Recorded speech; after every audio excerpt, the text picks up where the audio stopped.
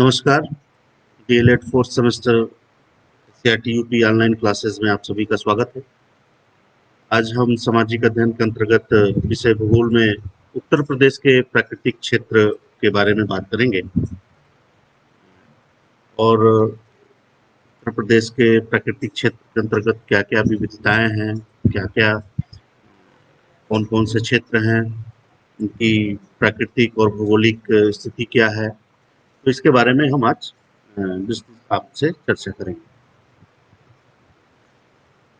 सबसे पहले हम एक परिचय के तौर पे जो भौगोलिक परिचय है उत्तर प्रदेश का, उस पे बात करेंगे। तो उत्तर प्रदेश का जो लैटिट्यूडनल एक्सटेंट है 23 डिग्री 52 मिनट उत्तरी अक्षांश से 23 डिग्री 24 मिनट उत्तरी अक्षांश तक और 77 डिग्री 5 मिनट पूर्वी देशांतर से 84 डिग्री 38 मिनट पूर्वी देशांतर तक है। तो ये इसका लैटिट्यूडनल और लॉन्गिट्यूडनल एक्सटेंट है इस प्रदेश का। पूर्व से पश्चिम तक इसकी लंबाई 650 किलोमीटर है और उत्तर से दक्षिण तक इसकी लंबाई 240 किलोमीटर है। तो उत्तर प्रदेश का जो संपूर्ण क्षेत्रफल है वो 2,40,928 वर्ग किलोमीटर है, जो भारत के संपूर्ण क्षेत्रफल का 7.33% है। क्रमशः जो है राजस्थान, महाराष्ट्र और मध्य प्रदेश, ये उत्तर प्रदेश से 3 बड़े जिले हैं क्षेत्रफल की दृष्टि से। उसके बाद चौथे नंबर पर उत्तर प्रदेश का है। तो इस प्रकार हम कह सकते हैं कि क्षेत्रफल की दृष्टि से उत्तर प्रदेश जो है चौथा राज्य है। और हम सब जानते हैं कि जनसंख्या की दृष्टि से प्रदेश जो है पहला सबसे ज्यादा डेंसली जनसंख्या वाला राज्य है। अब इसके बाद एक सर्वाधिक क्षेत्रफल वाले जो 4 जिले हैं, उनको हम घटते क्रम में अगर जाने, सबसे बड़ा जिला जो है वो खीरी है, उसके बाद सोनभद्र है, हरदोई है, सीतापुर है। इसी तरह से न्यूनतम क्षेत्रफल वाले जो 4 जिले हैं वो बढ़ते के क्रम में है, हापुड़, गाजियाबाद, भदोही और शामली। तो ये कुछ एक्सटेंट जो उत्तर प्रदेश की क्या स्थिति है, भौगोलिक स्थिति, उस पर एक सामान्य परिचय रहा। इसके अलावा इस मैप में भी आप देख रहे हैं कि उत्तर प्रदेश को हम मुख्य रूप से 4 मुख्य भागों में विभाजित करते हैं। एक जो पश्चिमी उत्तर प्रदेश का बहुत बड़ा भाग है जिसको हम ब्रज, और बीच में अवध है, ईस्ट में पूर्वांचल है और उसके साउथ पार्ट में देखें तो बुंदेलखंड रीजन है। तो ये बृहद रूप से 4 प्रमुख क्षेत्रों में हम इसको विभाजित करते हैं। इसके अलावा हम ये भी जानने की कोशिश करेंगे कि उत्तर प्रदेश से सटे हुए कौन कौन से राज्य हैं और नेपाल के साथ उत्तर प्रदेश की अंतर्राष्ट्रीय सीमा लगती है और कौन कौन से राज्य हैं, ये आपको जानने की जरूरत है। जानिए कि किस किस राज्यों से उत्तर प्रदेश की सीमाएं लगती हैं। अब जलवायु, वनस्पति और भू संरचना के आधार पर अगर बात करें तो हम मुख्य रूप से 2 प्राकृतिक प्रदेशों में, जो नेचुरल रीजन, जैसे भौगोलिक रूप से हम देखें जहाँ पे, तो उस पूरे प्रदेश को हम 2 मुख्य रूप से 2 मुख्य भागों में बांटते हैं। एक जो है वो दक्षिण का जो पठारी प्रदेश है, बुंदेलखंड और बघेलखंड वाला जो रीजन है, जिस बुंदेलखंड जो दक्षिण का पठारी प्रदेश का जो क्षेत्रफल है वो 45,200 वर्ग, और दक्षिण के पठारी प्रदेश में 2 प्रमुख भाग हैं, बुंदेलखंड और बघेलखंड। दूसरा जो प्रमुख नेचुरल रीजन है वो मैदानी भाग है। मैदानी भाग के अंदर और डिटेल में हम आगे की स्लाइड्स में आपसे चर्चा करेंगे। तो अगर हम जियोमॉर्फोलॉजी के अनुसार बात करें, भू-आकृति के हिसाब से, तो उत्तर प्रदेश को 2 विशिष्ट भौगोलिक क्षेत्रों में, गंगा के मध्यवर्ती मैदान और दक्षिण उच्च भूमि में बांटा जा सकता है। उत्तर प्रदेश का कुल क्षेत्रफल लगभग 90% हिस्सा गंगा के मैदान में है। तो इस प्रकार हम ये समझे कि उत्तर प्रदेश का ज्यादातर पार्ट्स जो है, ज्यादातर एरिया जो है वो मैदानी भाग है, वो गंगा का मैदान है। मैदान अधिकांशतः गंगा और उसकी सहायक नदियों द्वारा लाए गए जलोढ़ अवसादों से बने हैं और इस क्षेत्र के अधिकांश हिस्सों में उतार चढ़ाव नहीं है। मतलब कि जो टेबल लैंड, एक तरह से देखा जाए तो जो सतह का जो विस्तार है वो बहुत ज्यादा समतल है, बहुत ज्यादा ऊंचाई और बहुत ज्यादा पठार और इस तरह के उबड़ खाबड़ वाले क्षेत्र नहीं है, मैदानी भाग। तो अधिकांशतः क्षेत्र जो है समतल है। और यदि मैदान और ये मैदान बहुत उपजाऊ है, लेकिन इनकी ऊंचाई में भिन्नता है। जो पश्चिम उत्तर में अगर देखें तो 305 मीटर और सुदूर पूर्व में 58 मीटर। तो इसको ऐसे भी समझे कि अगर गंगा का जो बहाव का क्षेत्र है, ढल है, तो जो भी नदियां हैं वो अपने ढाल की तरफ बढ़ती हैं। तो पूरे प्रदेश में गंगा की स्थिति को देखें तो पूर्वोत्तर की तरफ जो है उसका ढाल कम है, 58 मीटर है। तो गंगा के मैदान की दक्षिणी उच्च भूमि अत्यधिक विच्छेदित और विषम विंध्य पर्वतमाला का एक भाग है, जो सामान्यतः दक्षिण पूर्व की ओर उठती चली जाती है, और यहाँ ऊंचाई कहीं कहीं 305 मीटर से भी अधिक है। तो अब इसकी जो बनावट है वो मुख्य रूप से जो उत्तर प्रदेश की जो भौगोलिक स्थिति है और उसकी जो जियोमॉर्फोलॉजी है, तो अगर इसमें देखें तो यह प्राचीनतम चट्टान नीस की चट्टानों से मिलकर बना है। इग्नियस रॉक जिसको बोलते हैं से, और नीस की चट्टानों से मिलकर बना है। यहाँ प्रमुख रूप से जो जलवायु है वो मानसूनी प्रकृति की है, मानसूनी जलवायु पाई जाती है। और ग्रीष्म ऋतु में जो एवरेज टेम्परेचर है वो 28 से 32 डिग्री सेंटीमीटर है, और एक औसत वर्षा जो है वो 100 सेंटीमीटर की वर्षा जो है यहाँ रिकॉर्ड की जाती है, और सामान्य ऊंचाई जो है वो 450 मीटर है। तो जो इसमें और भी जो एक भौगोलिक स्थिति के अंतर्गत जो है विंध्य मेखला का जो तीसरा प्रखंड जो है बुंदेलखंड है, इसके बारे में और हम डिटेल में बात करेंगे, जिसमें बेतवा, धसान और ये प्रमुख जो नदियां हैं, नर्मदा की ऊपरी घाटी, पंचमढ़ी से अमरकंटक तक वृक्ष पर्वत का जो हिस्सा सम्मिलित है। तो ये प्रमुख कुछ विंध्य में दक्षिणी पठार की जो नदियां हैं। तो बुंदेलखंड को एक भौतिक क्षेत्र घोषित किया गया है, और उसकी सीमाएं इस प्रकार निर्धारित की गई हैं कि वो जो क्षेत्र उत्तर में यमुना, दक्षिण में विंध्य प्लेटो की श्रेणियां, उत्तर पश्चिम में चंबल, दक्षिण पूर्व में पन्ना, अजयगढ़ श्रेणियों से घिरा है, बुंदेलखंड के नाम से जाना जाता है। इसमें उत्तर प्रदेश के जो प्रमुख जिले हैं वो जालौन है, झांसी है, ललितपुर है, चित्रकूट है, हमीर है, बांदा है, महोबा है। और इसमें मध्य प्रदेश के जो कुछ जो जिले हैं वो सागर है, दामोह है, टीकमगढ़। ये जो पूरा जो भौगोलिक क्षेत्र, जो बृहद भौगोलिक क्षेत्र है, दामोह, टीकमगढ़, छतरपुर, पन्ना, दतिया के अलावा भिंड के जिले, लाहार और ग्वालियर जिले की मांडेर तहसीलें और रायसेन और बिरसा जिले के कुछ भाग भी शामिल हैं। हालांकि ये सीमा रेखाएं जो है भू संरचना की दृष्टि से उचित कही जा सकती। अब जो प्राकृतिक संरचना है उस पर हम और डिटेल में बात करेंगे। तो जैसा कि जानते हैं कि उत्तर प्रदेश का जो क्षेत्रफल है वो 2,40,928 वर्ग किलोमीटर है, और यह गंगा के मध्यवर्ती मैदान के उपजाऊ भूभाग से उत्तर में हिमालय की निचली पर्वतमाला और दक्षिण में विंध्य पर्वतमाला तक फैला हुआ है। इसका जो पूरा स्ट्रेच भौगोलिक रूप से जो प्राकृतिक जो इसका जो स्ट्रक्चर है वो इस प्रकार से है। और उत्तर प्रदेश की जो सीमाएं हैं, जैसा कि मैंने पहले स्लाइड में भी बात की थी, वो सीमाएं किन किन राज्यों से लगती है। इसकी सीमा जो है उत्तराखंड से लगती है, हरियाणा से लगती है, दिल्ली, राजस्थान, बिहार, झारखंड, मध्य प्रदेश। उत्तर में नेपाल के साथ अंतर्राष्ट्रीय सीमा से भी जुड़ा हुआ है। तो ये एक मैप में अगर इसकी स्थिति को देखें, और मैप के साथ आप उन राज्यों कौन कौन से राज्य कहाँ कहाँ किस बॉर्डर के साथ हम उत्तर प्रदेश से जुड़े हैं, उनकी क्या स्थिति है, नॉर्थ में कौन सा राज्य है, दक्षिण में कौन सा राज्य है, इस तरह के बहुत सारे जो प्रश्न जो है मैप बेस्ड जो प्रश्न होते हैं, इस तरह के प्रश्न पूछे जाते हैं। तो आपको उत्तर प्रदेश के मैप को देखना है। उस मैप में कौन कौन से राज्यों के साथ उत्तर प्रदेश की सीमाएं हैं, किस राज्य के साथ सबसे बड़ी सीमा है, किस राज्य के साथ सबसे छोटी सीमा है। उत्तर प्रदेश के मैप में आप ये देखें कि ब्रज के रीजन में कौन कौन से जिले हैं, अवध में कौन से हैं, पूर्वांचल में कौन से हैं, बुंदेलखंड रीजन में कौन कौन से जिले हैं। तो ये विस्तृत मैप बेस्ड जो बहुत सारे सवाल हैं, तो इस प्रकार से उन सवालों के उत्तर आप खोज सकते हैं। जो यामुत्तर लाइन है, जो समय है वो किस जिले से में है, इसका लैटिट्यूडनल लॉन्गिट्यूड क्या एक्सटेंट है, इस तरह के बहुत सारे सवाल पूछे जाते हैं।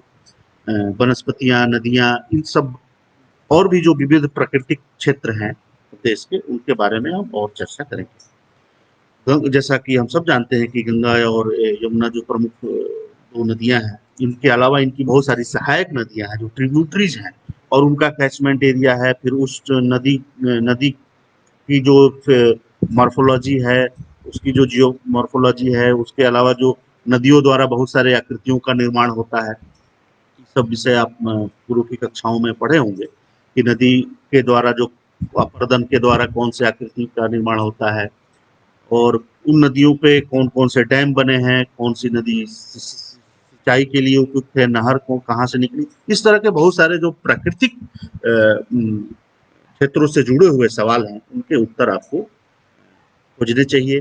इस तरह के प्रश्नों के सवालों के उत्तर आपको विभिन्न प्रतियोगी परीक्षाओं के लिए भी सहायक होंगे। तो गंगा और उसकी सहायक नदियां, यमुना नदी, रामगंगा नदी, गोमती नदी, घाघरा नदी, गंडक हिमालय के हिम से लगातार पानी लाती हैं।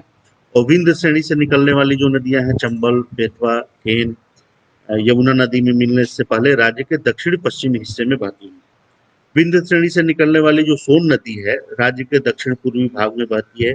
राज्य की सीमा से बाहर बिहार में गंगा नदी में मिल जाती है। तो ये कुछ प्रमुख नदियां हैं।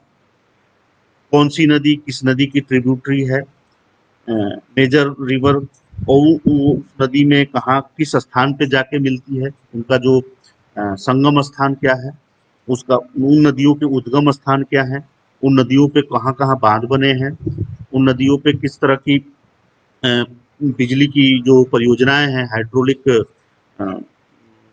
जो कौन से प्रोजेक्ट कहाँ पे हैं, इस तरह के बहुत सारे जो प्रश्न हैं, इनके प्रश्नों के उत्तर आपको खोजने चाहिए।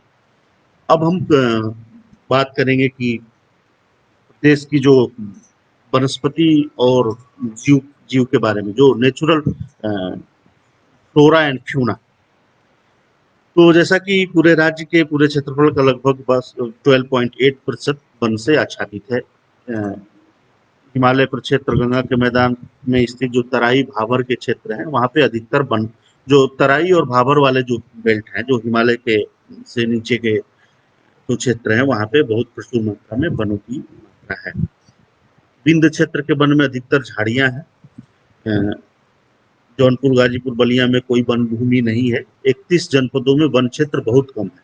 कुछ ऐसे क्षेत्र हैं जहाँ पे वनों की प्रचुरता है, कुछ ऐसे क्षेत्र हैं जहाँ वन रहित है। तो ऊंचाई वाले स्थानों में रोडोडेंड्रन और भोजपत्र के जंगल हैं। उसके नीचे वाले क्षेत्रों में देवदार, चीड़ आदि पाए जाते हैं। तराई भाबर में साल, हल्दू, शीशम प्रचुरता से पाए जाते हैं। विंध्य के जंगलों में चिरौंजी, ढाक, सागौन, महुआ और तेंदू के जंगल होते हैं। पहाड़ी क्षेत्रों के जंगलों में जो नीचे वाले जो पातों, वहाँ कुछ क्षेत्रों में औषधीय पौधे भी पाए जाते हैं। साल, चीड़, देवदार और शीशम के पेड़ों का भी निर्माण कार्य के लिए इनके लकड़ी का उपयोग होता है। बबूल के अनेक प्रकार के रंग, बांस के पेपर उद्योग और तेंदू से बीड़ी बनाई जाती है। बेंत का उपयोग टोकरी और फर्नीचर में होता है। तो ये कुछ जो वनों से होने से जुड़े हुए जो उद्योग हैं, उनमें इन बड़ों वनों का बहुत व्यापक योगदान है। जैसा कि आप तेंदू तेंदू के पत्ती से बीड़ी बनाई जाती है, एक बहुत बड़ी इंडस्ट्री है। बांस से के उससे पेपर इंडस्ट्री के रूप में बांस को हम रॉ मटेरियल के रूप में यूज करते हैं। तो ये कुछ वनों के आर्थिक महत्व हैं, वनों के जो विस्तार के जो क्षेत्र हैं, उसके बारे में हम यहाँ पे थोड़ी सी बात की। अब हम थोड़ा डिटेल में हम बात करेंगे। जो जैसा कि हमने कहा कि जो दक्षिण का जो पठारी प्रदेश है, उसका क्या भौगोलिक इम्पोर्टेंस है और उसकी क्या जियोमॉर्फोलॉजी है, इस पे आपसे बात करेंगे। तो इस जो अगर पठारी प्रदेश की जो संरचना, प्राकृतिक दशा क्या है, उसकी वहाँ की मिट्टी क्या है, जलवायु के अनुसार इन बेसिस पे संरचना, प्राकृतिक दशा, मिट्टी और क्लाइमेट के अनुसार हम दो भागों में विभाजित किया जाता है। प्रथम में मध्य भारत का जो पश्चिमी वाला पठारी भाग है, जो बुंदेलखंड के पठार का एक भाग है। यहाँ पे जो चट्टाने हैं, वो नीस नामक चट्टानों से निर्मित है। झांसी इस भाग का जो केंद्र है। दूसरा जो पूर्व में विंध्याचल की श्रेणियों में सोन के उत्तर में और प्राचीन चट्टानों से सोन के दक्षिण में बना है। इसके उत्तर स्थित गंगा के मैदानी भाग में मिर्जापुर बसा है। इसे मिर्जापुर का पठार भी कह सकते हैं। यह भाग ऊंची नीची छिन्न भिन्न और एकल पहाड़ियों और अत्यंत छोटी घाटियों से मिलकर के बना है। अब बुंदेलखंड के बारे में थोड़ा सा और भी डिटेल में हम आपको बताने की कोशिश करेंगे। तो मध्य भारत का एक प्राचीन क्षेत्र है। तो इसका प्राचीन नाम जो था बुंदेलखंड रीजन का, वो जजाक थी। इसका विस्तार उत्तर प्रदेश, मध्य प्रदेश में है। बुंदेली इस क्षेत्र की मुख्य भाषा है। भौगोलिक और सांस्कृतिक विविधताओं के बावजूद बुंदेलखंड में जो एकता और समरसता है, उसके कारण यह क्षेत्र अपने आप में एक अनूठा है। बुंदेलखंड की जो सांस्कृतिक स्थल हैं, कि बुंदेलखंड का जो भौगोलिक विस्तार है, वहाँ पे प्राकृतिक विविधताएं हैं, इसके बारे में हम डिटेल में बात करेंगे। ऐतिहासिक रूप से बुंदेलखंड का एक बहुत बड़ा महत्व है और सामाजिक और सांस्कृतिक विरासत, वहाँ बुंदेली माटी में जन्मी अनेक विभूतियों के नाम आप जानते हैं, उनके कार्यों से आप परिचित हैं। इतिहास में अगर ऐतिहासिक दृष्टि से कुछ ऐसे महान विभूतियों के बारे में बात करें तो चंदेल शासक विद्याधर चंदेल, अल्लाउदल के बारे में आप सब जानते होंगे। खेत सिंह खंगार, महाराजा छत्रसाल बुंदेला, राजा भोज, कवि पद्माकर, झांसी की रानी लक्ष्मीबाई, डॉक्टर हरि सिंह गौर, मैथिली शरणगुप्त, मेजर ध्यानचंद, गोस्वामी तुलसीदास, माधव प्रसाद तिवारी, ऐसी अनेक महान विभूतियां इस क्षेत्र से बिलोंग करती हैं और इनके अपने बहुत अपने अपने क्षेत्रों में अद्वितीय योगदान रहा है।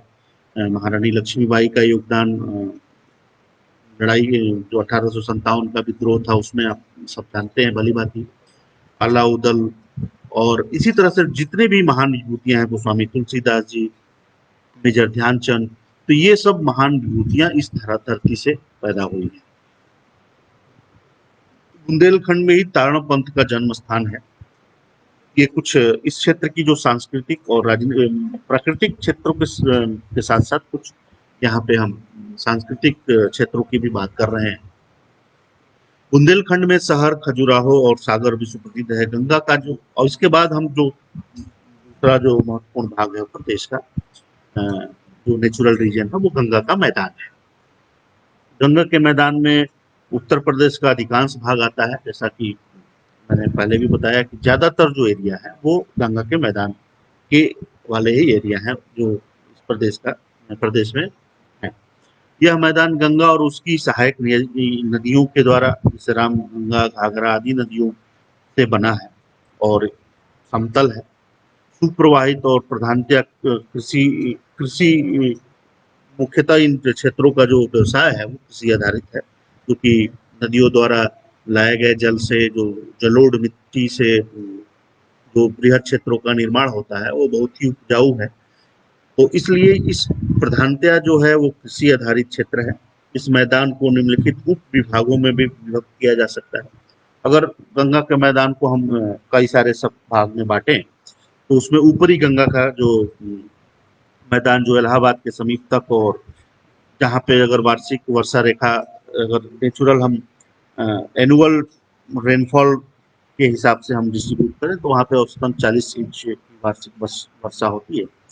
पश्चिम में स्थित जो इसका जो धरातल जो है 400 फुट जो है उससे 700 फीट, और अलग अलग जो ये ऊपरी का गंगा का जो मैदान है वो अलग अलग क्षेत्रों में उसकी अलग अलग ऊंचाइयां हैं।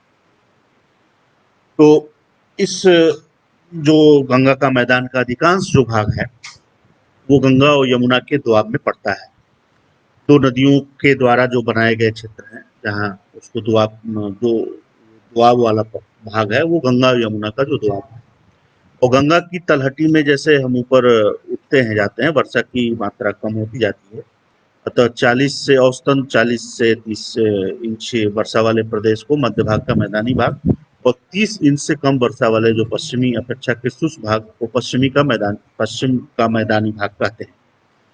अब इसी में जो दूसरा है वो मध्य गंगा का मैदान है। इसका अर्ध भाग इलाहाबाद से पूर्व उत्तर के पूर्वी जिलों में पड़ता है। शेष भाग अर्ध भाग बिहार पटना नगर तक पहुंचता है। इस भाग में गंगा की सहायक नदियां घाघरा, गंडक, सोन आदि बहुत जल लाती हैं, और इन नदियों की तलहटियों द्वारा एकत्र मिट्टी के कारण अत्यंत छिछली हो गई है। अतः वर्षा ऋतु में नदियों का मार्ग परिवर्तनीय होता रहता है। नदियों का जो कटाव का जो क्षेत्र है, वो इन नदियों के द्वारा बहुत सारे ऐसे क्षेत्रों का निर्माण होता है जहाँ पे नदियाँ उन क्षेत्रों को काट करके अपने उसमें नदी कटान का क्षेत्र भी व्यापक रूप से है इस भाग में। अतः मध्य गंगा की तलहटी में अनेक छिछली झीलें, दलदल और लवण पात्र हैं। या तो नदियों द्वारा पुराने गए छोड़े मार्ग, जो पुराने मार्ग हैं, जैसे नदियों के जो रूट का डाइवर्जन होने से कुछ भाग जो है झील के रूप में परिवर्तित हो जाता है। तो इन नदियों में गंगा नदी के दक्षिण में तंग पट्टी की भूमि अधिक सूखी और यहाँ दलदल बहुत कम है। इसी से जुड़ा हुआ एक और जो तराई वाला जो मैदान है, गंगा के मैदान और उत्तर के हिमालय का जो पादप पर्वतीय एवं भाबर प्रदेश के मध्य एक सकरी पट्टी है, जिसको तराई का जो बेल्ट कहा जाता है, जिसका धरातल मैदानी भाग से अपेक्षाकृत ऊंचा, परंतु जल की निकासी बहुत ही व्यवस्थित तरीके से नहीं हो पाती है। और जो नदियां भाबर प्रदेश में धरातल के नीचे चली जाती है, वे इस भाग में धरातल पर आ जाती है, तराई वाले रीजन में। नदी जो है भाबर के क्षेत्रों में जल जो है नदियों का ज्यादातर जो जल है वो जमीन के नीचे नीचे बहता है, फिर तराई के रीजन में वो ऊपर आ जाता है। और तराई का भाग बहुधा लंबी मोटी घास वो जंगलों के से ढका रहता है। ये वेट रीजन है एक तरह से यहाँ पे। और यहाँ पे जो जो यहाँ की जो जलवायु है वो आर्द्र और वो स्वास्थ्य के लिए बहुत अच्छी नहीं मानी जाती है। और यहाँ पे बहुत ज्यादा क्योंकि वेट होने की वजह से, नमी होने की वजह से बड़ी बड़ी घासें हैं और पानी का बहुत ज्यादा तो दलदल होगा और उसमें मच्छरों का भी, तो ये एक तरह से मलेरिया प्रोन रीजन भी है। तो अतः यहाँ और यहाँ पे देखा जाए तो जनसंख्या भी बहुत कम है। तो तराई के मैदान की जो मिलन रेखा पर नगरों की एक पंक्ति मिलती है, जिसमें सहारनपुर, पीलीभीत, खीरी, बहराइच, गोरखपुर आदि नगर जो है प्रमुख नगर बसे हुए हैं।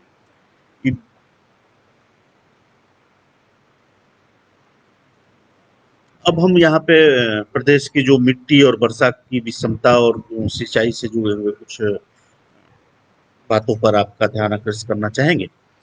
तो उत्तर प्रदेश के जो मैदानी भाग हैं, जैसा कि ये मैदानी भाग गंगा और यमुना के द्वाब में स्थित है और जलोढ़ मिट्टी के नदियों के द्वारा जो लाई गई मिट्टी से ये मैदान उपजाऊ बने हैं और इसमें जलोढ़ मिट्टी है।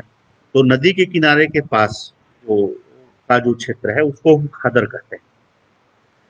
और नदी के किनारे के पास खादर मिट्टी रहती है और बांगर में अच्छे जल निकासी वाली दोमट मिट्टी पाई जाती है, तो जिसके नीचे अधिकतर कंकड़ की परतें होती हैं। राज्य में दोमट मिट्टी, लोम और मटियार, क्ले और भूर या बलुआ इससे मिश्रण से बनी हुई कई प्रकार की मिट्टियां पाई जाती है। तो ये जो प्रमुख मिट्टी है यहाँ पे वो दोमट है, बलुआ मिट्टी भी पाई जाती है और खादर वाले क्षेत्र की अलग तरह की प्रकृति की मिट्टी है। करेली मिट्टी भी पूर्वी भाग के निम्न भाग कुछ भागों में काली मिट्टी भी पाई जाती है। तो मटियार और करेल मिट्टी पूर्वी भाग के निम्न भागों में मिलती है, जो धान के लिए उपयुक्त है। धान की खेती के लिए यह मिट्टी बहुत ही उपयुक्त है। दोमट मिट्टी जो अपेक्षाकृत ऊंचे भागों में मिलती है और सींचने पर अत्यंत उपजाऊ हो जाती है। तो दक्षिण के पठारी भागों तथा मध्य मैदान में फतेहगढ़, कानपुर और इलाहाबाद जिलों में राकर, कांवर, परवा और मार मिट्टी पाई जाती है। तो जो बुंदेलखंड के पठारी भागों की मिट्टी है, ये मिट्टियां अपेक्षाकृत उपजाऊ और तथा शुष्क होती है। अपेक्षाकृत शुष्क भागों में एक प्रकार की जो क्षारीय मिट्टी भी पाई जाती है, जिसे हम रेह कहते हैं। तो कुछ ऐसे भी जिले हैं प्रदेश के अंदर जहाँ पे रेह मिट्टी पाई जाती है, जो जिसमें वैसी मिट्टी जिसमें की क्षार की मात्रा ज्यादा है।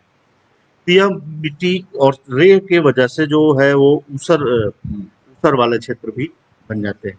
तो रेह मिट्टी जहाँ पे है वहाँ पे वो मिट्टी कृषि कार्यों के लिए उपयुक्त नहीं होती है, क्षार की मात्रा ज्यादा होती है। तो ये एक तरह से बंजर भूमि का निर्माण करती है। गंगा घाघरा दोआब के में ऊसर मिट्टी की अपेक्षाकृत प्रचुरता है।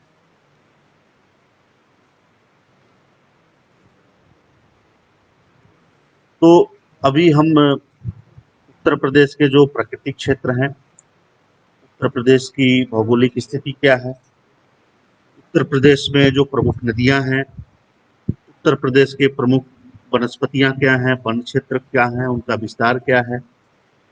तो ये हमने कुछ प्राकृतिक क्षेत्रों के बारे में आपसे चर्चा की। इसके अलावा भी उत्तर प्रदेश की क्या-क्या विविधताएं हैं, सांस्कृतिक रूप से, राजनीतिक रूप से, आर्थिक रूप से। आर्थिक में कृषि की, उत्तर प्रदेश की कृषि का क्या है स्वरूप, कौन कौन सी प्रमुख फसलें हैं, कौन कौन से प्रमुख आयात निर्यात के क्षेत्र हैं, किन फसलों का आयात होता है, कौन सी फसल की प्रचुरता है, कितनी औद्योगिक क्षेत्र हैं। तो ये एक तरह से आर्थिक, उत्तर प्रदेश का जो आर्थिक दृष्टिकोण है, सांस्कृतिक दृष्टिकोण क्या क्या है। इसके अलावा और भी जो भौगोलिक विविधताएं हैं, यातायात के जो साधन हैं, उन साधनों का क्या, कितना क्या विस्तार है, कितने नेशनल हाईवे हैं, कौन कौन से हाईवे किन किन राज्यों को जोड़ते हैं। इस तरह के बहुत सारे जो सवाल हैं, प्रश्न हैं, इनके उत्तर आपको खोजने हैं। उत्तर प्रदेश की और भी क्या क्या विविधताएं हो सकते हैं, आर्थिक रूप से प्रमुख फसलें क्या हैं, उनके किन किस मौसम में कौन सी फसल बोई जाती है, प्रमुख फसल क्या है, गन्ने की कितनी मिलें हैं, गन्ने के क्षेत्र कौन से हैं, धान का क्षेत्र कौन सा है, गेहूं का कौन सा बृहद क्षेत्र है, पठारी भागों में कौन की क्या प्रमुख कृषि हैं। तो इस तरह के और क्या क्या सांस्कृतिक क्षेत्र हैं, इस तरह के बहुत सारे सवालों के जवाब, और इसको हम अगले अध्याय में विस्तृत से इन सब बातों पे चर्चा करेंगे। जनसंख्या की दृष्टि से अगर बात करें तो हम सब जानते हैं कि प्रदेश जो है सबसे ज़्यादा जनसंख्या वाला क्षेत्र है। तो 2011 की गणना के अनुसार उत्तर प्रदेश की क्या जनसंख्या है, उत्तर प्रदेश का क्या जनघनत्व है, अगर देखें तो लिंग के आधार पर क्या, कितनी जनसंख्या है, लिटरेसी रेट क्या है। तो इस तरह के जो सांस्कृतिक पक्ष के बहुत सारे जो सवाल हैं, जो जननांकीय से जुड़े हुए, डेमोग्राफी ऑफ उत्तर प्रदेश, इस पर भी हम अगले अध्याय में आपसे चर्चा करेंगे। इसके अलावा आपको कौन कौन से जिले हैं जो जहाँ पे आबादी, जो मिलियन प्लस सिटीज कौन से हैं, स्मार्ट सिटीज कौन सी हैं, सबसे कम जनघनत्व वाला जिला कौन सा है, सबसे ज्यादा जनघनत्व वाला जिला कौन सा है। तो इस तरह के बहुत सारे जो व्यापक सवाल जो विभिन्न प्रतियोगी परीक्षाओं में पूछे जाते हैं, सबके जो हम अगले चैप्टर को जब डील करेंगे तो इस तरह के बहुत सारे सवालों के उत्तर आपको मिलेंगे। तो अभी आपका जो कार्य है, इस अध्याय को और इस प्रेजेंटेशन के बाद आपको उत्तर प्रदेश के प्राकृतिक क्षेत्र कौन से हैं, कौन सी प्रमुख नदियां हैं, नदियों का उद्गम स्थान क्या है, उन नदियों की लंबाई क्या है। तो इस तरह के बहुत सारे जो प्राकृतिक क्षेत्र हैं, तो उत्तर प्रदेश के प्राकृतिक रीजन और उसका आर्थिक महत्व, इस तरह के सवालों के उत्तर आपको वर्क के रूप में यहाँ से दिया जा रहा है। इस तरह के सवाल के उत्तर आप खोजिए। और भी बहुत सारे ऑब्जेक्टिव क्वेश्चंस इस पे तैयार किए जा सकते हैं। इस तरह के प्रश्नों को, के उत्तरों को खोजिए, उनको हल करिए। जैसे मैंने अभी यहाँ सर्वाधिक क्षेत्रफल वाले 4 जिले की बात की, जो जिनका क्रम घटते हैं, इसी तरह से बढ़ते का क्रम क्या होगा, इसी तरह से हम जन घनत्व के आधार पर जिलों का बंटवारा करें, प्रमुख 4 जिले कौन से हैं, आबादी के हिसाब से कौन से 4 प्रमुख जिले हैं जहाँ पे की जिनकी आबादी ज़्यादा है। तो इस तरह के बहुत सारे सवालों के जवाब आपको खोजने हैं, तो आपके लिए विभिन्न प्रतियोगी परीक्षाओं में, आपके सिलेबस से जुड़ी हुई जो परीक्षा है उसमें इस तरह के सवालों के उत्तर आपको देने होते हैं। तो बहुत बहुत धन्यवाद। अगली कक्षा में हम फिर पुनः उत्तर प्रदेश के सांस्कृतिक पक्ष और आर्थिक पक्ष के बारे में डिटेल से आपसे बात करें। बहुत बहुत धन्यवाद। Thank you.